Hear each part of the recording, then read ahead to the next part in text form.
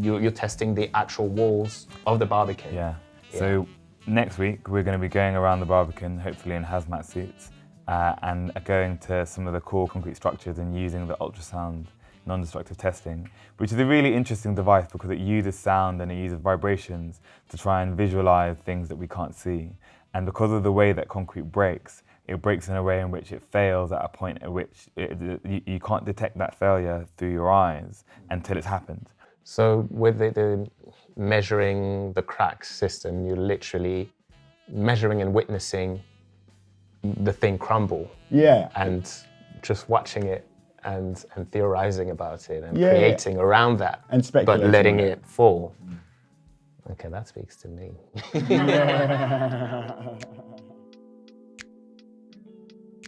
The project is called Them's the Breaks, which is a phrase in English which kind of translates to that's how things go. It was, I guess, infamously used by one of the ex-prime ministers of the last couple of years, Boris Johnson, in his closing speech, in a way that reflected, I think, a lot of the damage that had been done by that particular sect or chapter in the Tory history. And we found it to be a really interesting phrase that interrogates this idea of institutionality. You are currently working on a piece that's going to be exhibited at the Barbican. Who do you expect are going to see that piece at the Barbican? Because the Barbican itself, you know, it's an institution, or it's perceived as such, with a certain audience. So how are you going to make sure that the people that you want to see that piece will go to the Barbican? How are you thinking of bringing them in? You know, there's an old way of believing that we solve issues, which is kind of sitting underneath an apple tree and waiting for something to fall on our heads. And this is a more dynamic way of doing it, with a public-facing way, doing it in like with dynamism, doing it with material, doing it with the nitty-gritty. And I think the Barbican allows a space for that type of thing, a kind of exhibitive way of addressing and rethinking a problem. Like Akil said, frame it as a project where we're trying to interrogate and ask a series of questions. We know that we're bringing people in who are going to help us further that question, who are going to help us develop our ideas and understandings of that question. It's then up to us to think about how we can share that, but then really importantly, disperse that outside of the walls of the Barbicans. And I think that is much more important than I think what is an admirable, but an idea that will inevitably fail, which is to how can you bring in all of the people that never ever go to the Barbican and hope that they come to the Barbican for you? Because they ain't. And it's not to say that it's their fault, it's just that you're asking a question of an institution that just cannot be answered.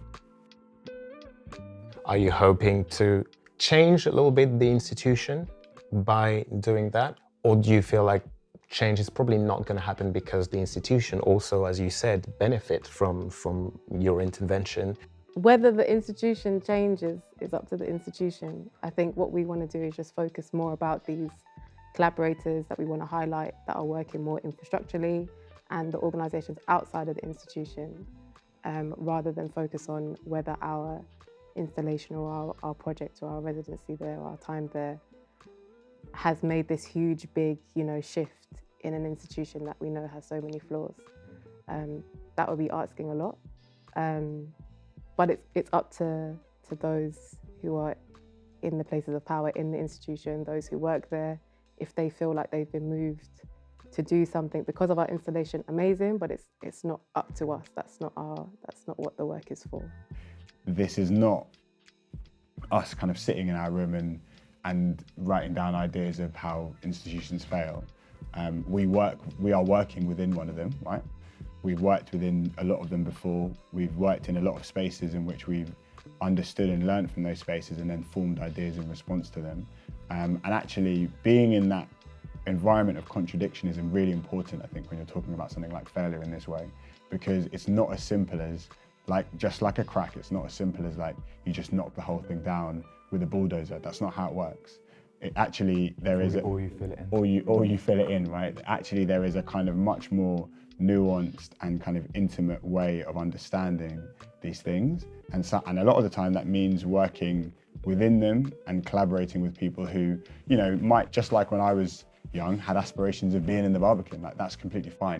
Actually, it's can we kind of sow a few seeds in this practice? Can we start to have a few early conversations about some topics that we think could be really interesting, and what does that then look like with these evolving practices? What does that then look like with organisations who've got this existing relationship? Like, that's really interesting, I think, for us to understand and to kind of dive into.